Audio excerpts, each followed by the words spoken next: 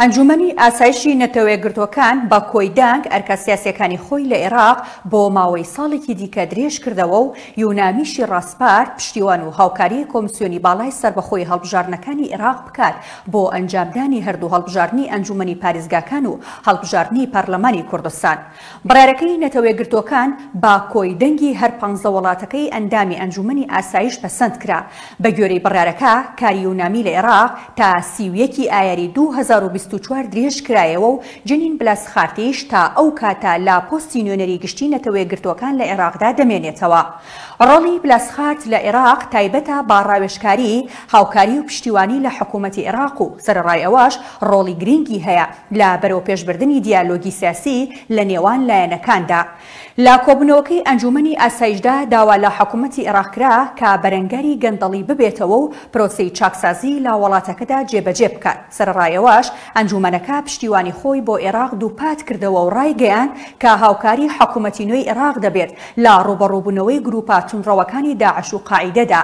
هەروەها ئەنجومەنی ئاسایشی نێودەوڵەتی پێشوازی لە پێکهێنانی حکوومەتی نوێی عێراق کردووە کە پاش ساڵێک لا گرژی و ئاڵۆزی و ناڕەزایەتی سەرشەقام با سەرۆکاتی محەممەد شیع سۆدانی پێکێنرا.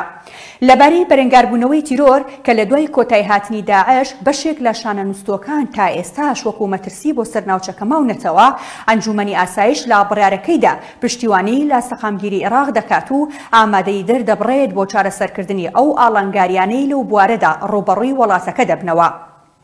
عێراق تا ئێستاش بە ناوچەیەکی گەرمی ئەمنی دادنرێت و باگوێرەی ئامارێکی پەیمانگای واتسۆن بۆ کاروباری گشتی و نێودەوڵەتی لە زانکۆی براونی ئەمریکا باهۆی شەڕ و پێکدادانەکانی عێراق لە نێوان ساڵانی 2003 بۆ 2023دا نزیکەی 300,000 عێراقی و زیاتر لە 8,000 سەرباز و بەڵێندەر و هاوڵاتی ئەمریکی کوژراون.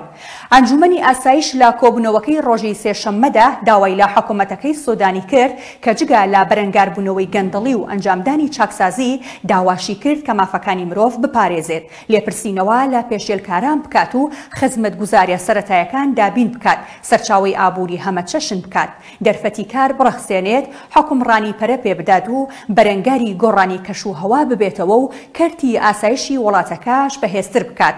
نزیکەی 2 هەفتە لەمە پێش جنین بلاسخارت نوێنەری گشتی نەتەوەیەکگرتووەکان لە عێراق بە ئەنجومەنەکەی ڕاگەیاند کە 20 ساڵی ڕابردووی عێراق بە دۆخێکی سەختدا تێپەڕی، بەڵام حکوومەتی نوێ ڕێگەچارەی چەندین کێشەی هەنووکەییان نیشان داوە.